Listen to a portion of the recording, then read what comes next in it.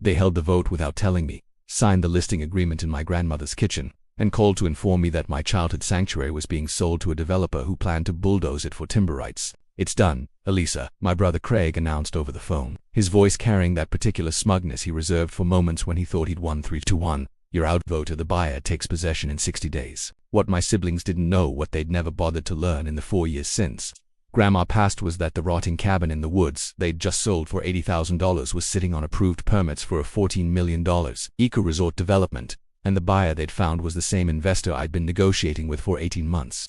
They'd just sold my vision to my competitor, for pennies, and they thought they were doing me a favor. The cabin had been in our family for 3 generations.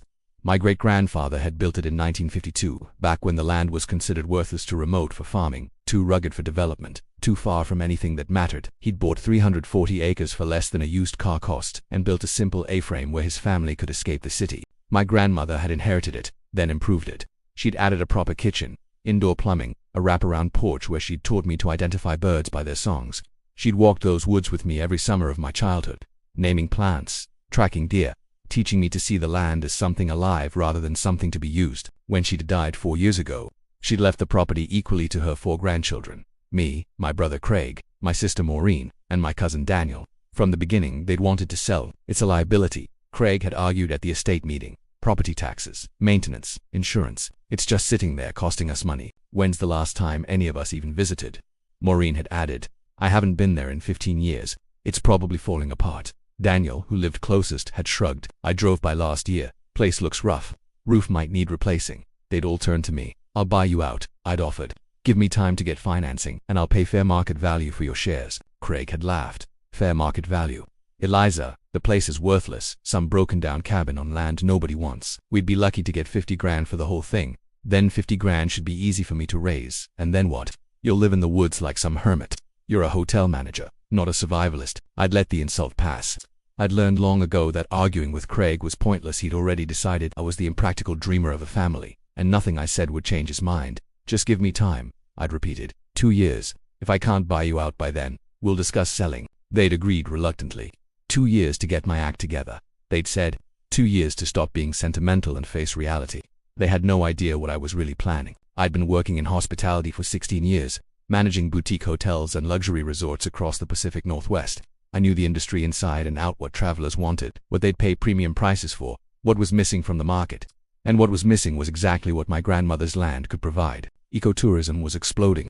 Wealthy travelers wanted authentic nature experiences, not manufactured ones. They wanted to disconnect from technology and reconnect with wilderness. They wanted sustainable, low-impact accommodations that didn't feel like camping but didn't feel like standard hotels either. They wanted exactly what 340 acres of pristine Pacific Northwest forest could offer. I'd started my development plan the week after Grandma's funeral. First, I'd hired an environmental consultant to assess the land. The results had been better than I'd hoped. Old-growth forest sections, a natural spring with pristine water quality, wildlife corridors that connected to protected federal land, and topography that would allow development without clear-cutting. Then I'd hired an architect, one who specialized in sustainable luxury design.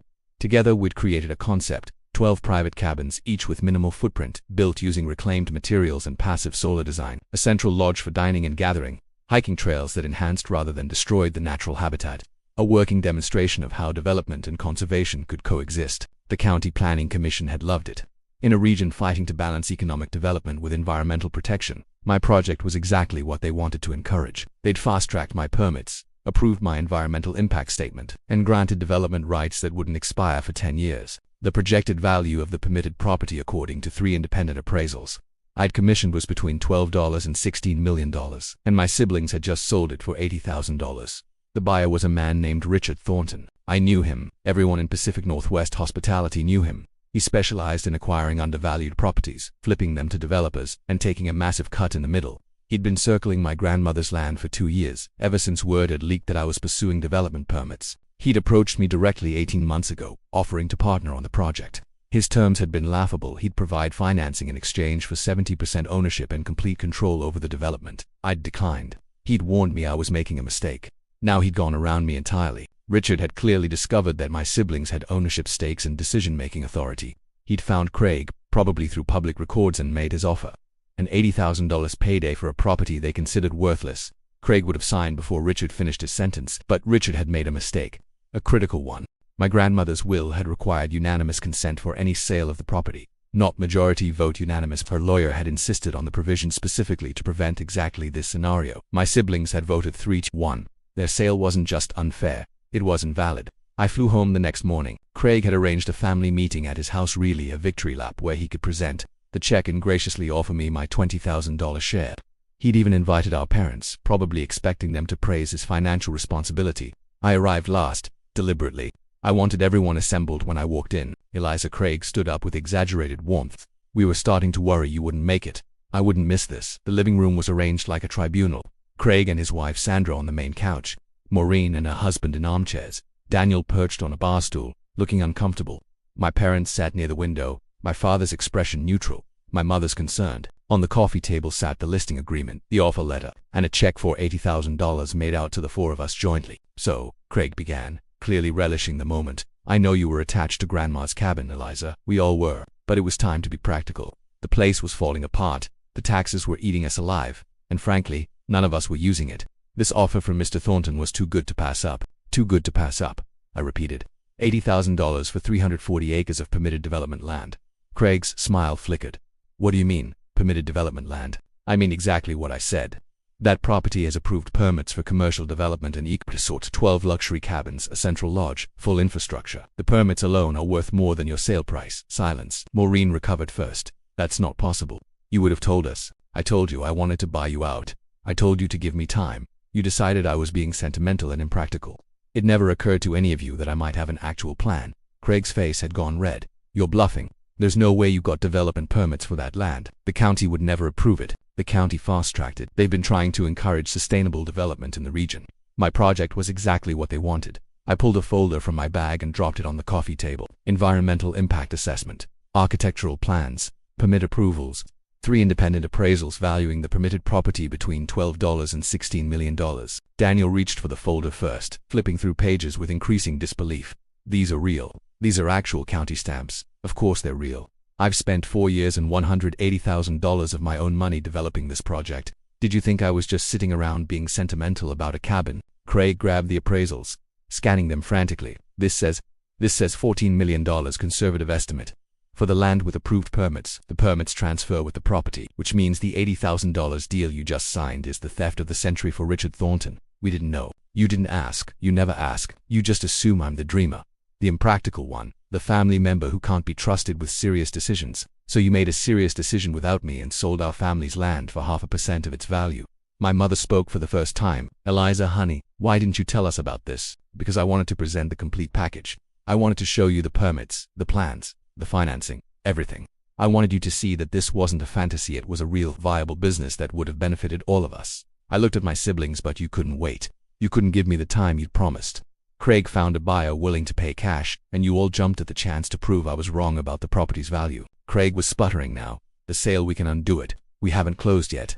We'll just tell Thornton the deal is off. You signed a listing agreement with penalty clauses. You signed an offer acceptance.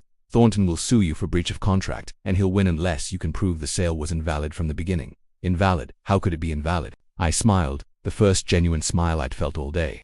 Grandma's will requires unanimous consent for any sale of the property, not majority vote. Unanimous. You held a vote without me and signed documents without my agreement. The sale isn't just unethically, it's legally void. The land surveyor arrived 3 days later. Thornton had hired him to mark the property boundaries before closing, standard due diligence for a real estate transaction. What Thornton hadn't anticipated was that the surveyor would actually research the property records. His name was Marcus Webb, a methodical man in his 50s who'd been surveying land in the region for 30 years. He showed up with his equipment, his assistant, and a thick folder of county documents. Craig had insisted on being present. He still didn't fully believe my claims about the permits, and wanted to see what the surveyor found. Maureen and Daniel came too, along with Thornton himself, who arrived in a Range Rover with the satisfied expression of a man who'd just pulled off the deal of a lifetime. I came last. Again, Miss Holloway, Marcus greeted me with recognition. I thought that name looked familiar when I pulled the records. This is your development project. It is. Thornton's expression shifted. You two know each other. I surveyed the property 2 years ago for Ms. Holloway's permit application. Walked every acre, mapped every boundary, documented every easement. Marcus opened his folder, which is why I was confused when I saw this sale agreement. Confused how? Craig demanded. Marcus spread documents across the hood of his truck. Permit applications, environmental assessments, architectural site plans, county commission approvals, all bearing my name and the property address. This property has approved development permits for a 12-unit eco-resort with supporting infrastructure, roads, utilities, water treatment, the works. The county valued the permits alone at $3.2 million during the approval process. He looked at Thornton. Your purchase agreement is for $80,000 for 340 acres of permitted commercial development land. Thornton's face had gone carefully blank, the expression of a poker player who'd just realized his opponent was holding for aces. There must be some mistake, he said smoothly. My research showed this was undeveloped forest land with a deteriorating residential structure. Your research missed 4 years of county filings. Marcus pulled out another document. Development application. Submitted January 2021. Environmental impact assessment. Approved August 2021. Architectural review. Passed March 2022. Final permit approval. Granted September 2022. All public record. All attached to this specific parcel. Craig was staring at the papers like they were written in a foreign language. You did all this without telling us. I told you I had plans. You said I was being sentimental. You said the land was worthless. You said I should stop dreaming and face reality. I let that sink in. This is my reality, Craig. 4 years of work, $180,000 of investment, and a project that was 6 months from breaking ground until you sold it out from under me. We didn't know. You didn't want to know. There's a difference. Thornton attempted to salvage the situation. The permits can still transfer with the sale. Ms. Holloway's work increases the property value, certainly, but that doesn't invalidate our agreement. Actually, Marcus said, I pulled the original deed and the probate records while I was researching. The inherited property requires unanimous consent from all heirs for any transfer. The sale agreement I've seen is signed by 3 of the 4 heirs. He looked at me. Ms. Holloway, did you consent to this sale? I did not. Then the agreement is void. Marcus began gathering his papers. Mr. Thornton, I'd advise you to consult with your attorney before proceeding. Any attempt to close on this property without unanimous heir consent would be legally unenforceable, and given the significant difference between your offer price and the property's actual value, could expose you to fraud allegations. Thornton's mask finally cracked. He turned to Craig with naked fury. You told me you had authority to sell. You said your sister was just being difficult. You assured me the property was worthless and she was delusional about its value. Craig backed up a step. We didn't know about the permits. She never said anything. I shouldn't have had to say anything. I stepped forward, positioning myself between Thornton and my brother. You should have done your due diligence before making an offer. You should have researched the county records. You should have verified that the sellers actually had authority to sell. I smiled, but you saw a chance to steal $14 million worth of property for $80,000, and you got sloppy. Thornton's jaw tightened. This isn't over. Yes, it is. The sale is void. The permits are in my name. And if you attempt to interfere with my project in any way, I'll file complaints with every regulatory agency that oversees your business. I held his gaze. I know exactly who you are, Mr. Thornton. I know how you operate. And I know that your entire business model depends on staying just barely inside the law. Do you really want to test where that line is? He left without another word. The silence after Thornton's departure stretched for a full minute. Daniel broke it first. Eliza, I'm sorry, I should have listened to you. I should have asked what you were planning instead of just agreeing with Craig. Yes, you should have. Maureen was crying quietly. I didn't think. I just wanted to be done with it. The taxes, the maintenance, the arguing every year about what to do. I wanted it to be someone else's problem. It was never a problem, Maureen. It was an opportunity. Grandma knew that. That's why she left it to us, because she believed we'd see what the land could become, not just what it was. Craig stood apart from the others, his earlier smugness completely gone. He looked smaller somehow, diminished by the magnitude of his miscalculation. I was trying to help, he said quietly. I know you don't believe that, but I was. You were always so attached to that cabin, so emotional about it. I thought if we just sold it and moved on, you'd finally be free of it. Free of it, Craig. That land is my life's work. That cabin is where I learned who I wanted to be. Grandma didn't leave it to us so we could forget about it. She left it so we could build something that mattered. I shook my head. You weren't trying to free me. You were trying to prove you knew better than I did. You always have been. He didn't deny it. My mother approached me carefully, her eyes wet. What happens now? Now I finish what I started. I have permits. I have plans. I have investors lined up. In 18 months, Holloway Eco Lodge will open for guests. 12 private cabins, a central lodge built from reclaimed timber, hiking trails that Grandma herself used to walk with me and us. I looked at my siblings, these people who'd known me my entire life and still managed to underestimate me completely. That depends on what you want. You can sell me your shares at fair market value, the real fair market value, not Craig's $80,000 fantasy. You can remain as investors and receive proportional returns from the resort's profits, or you can walk away completely and pretend this never happened. What do you want us to do? Daniel asked. I want you to decide for yourselves. I want you to actually think about the choice instead of just following whoever talks the loudest. I looked at Craig, and I want you to understand that whatever you decide, I'm building this resort. With you or without you. It's happening. The construction began 7 months later. Daniel chose to stay invested. He visits the site monthly now, helping with whatever needs doing, learning about sustainable construction and ecotourism. He's become the project's most enthusiastic advocate. Maureen sold me her share. She was gracious about it, apologetic. Even she said she didn't deserve to profit from something she'd tried to sabotage, but I insisted on paying full value. Family is complicated, and holding grudges is expensive. Craig fought me for another 3 months. He hired a lawyer, challenged the unanimous consent requirement, tried to argue that my permits should be invalidated because I'd developed them without family approval. Every motion was denied. Every argument failed. Eventually, he sold his share to. We haven't spoken since. Our mother says he's still angry, still convinced that he was right and I somehow cheated him. Maybe he'll always feel that way. That's his burden to carry, not mine. The resort opened 6 months ago. 12 cabins, each one named after a tree species that grows on the property. A central lodge with a restaurant featuring locally sourced food. Hiking trails mapped to the routes my grandmother walked with me 30 years ago. A demonstration of how development and conservation can work together. We've been fully booked since opening week. The waiting list for next summer is already 14 months long. Travel magazines have featured us. Environmental groups have praised us. The county has asked me to consult on similar projects throughout the region. And in cabin number 1, the one closest to where the original A-frame used to stand, there's a small plaque on the wall. It shows a photograph of my grandmother standing on the porch she loved, looking out at the forest she taught me to see. The inscription reads, "She saw what this land could become. She taught me to see it too." Last month I received a letter from a woman in Colorado. Her family had inherited property they couldn't agree on. Siblings wanted to sell. She wanted to develop. They thought she was being sentimental. They thought the land was worthless. They were threatening to outvote her. She'd read about my resort in a magazine article. She wanted to know how I'd done it, how I'd turned family opposition into family opportunity, how I'd transformed a worthless cabin into something real. I wrote her back a long letter. I told her about the permits, the planning, the years of quiet work while my siblings assumed I was dreaming. I told her about the Surveyor and the void sale and the moment when everything changed. But mostly I told her this: the people who underestimate you aren't trying to hurt you. They're trying to protect their own understanding of the world, and understanding in which they're the practical ones and you're the dreamer.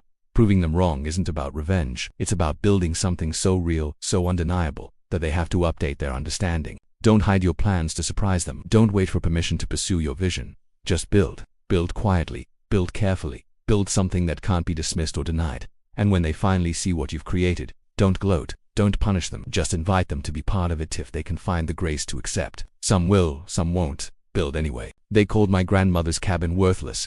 They voted to sell it for $80,000 without my consent. The land surveyor found permits for a $14 million eco-resort that I'd spent for years developing.